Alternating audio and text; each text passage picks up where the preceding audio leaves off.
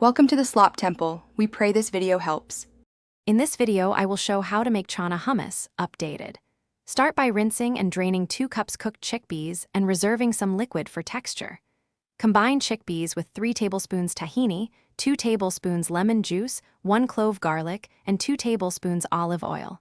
Blend until smooth, adding reserved liquid to reach creaminess.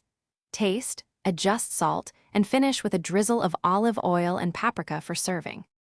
Gather ingredients now to streamline the process. 2 cups cooked chickpeas, 3 tablespoons tahini, 2 tablespoons lemon juice, 1 clove garlic, and olive oil. Use 1 teaspoon salt and a pinch of paprika or cumin if you like warmth.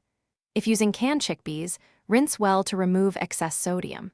Having everything measured and ready makes blending faster and keeps your kitchen tidy while you make smooth, bright chana hummus. If you're enjoying this recipe, please subscribe and like to support more updates and tasty ideas.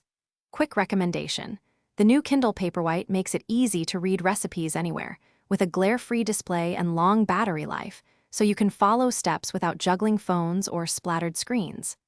I find it handy in the kitchen for saved cookbooks and notes.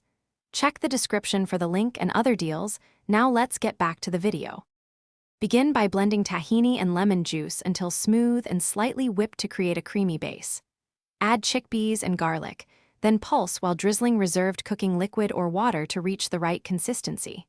Scrape down the sides, add olive oil, and blend again until silky. Taste and adjust salt, lemon, or garlic for balance.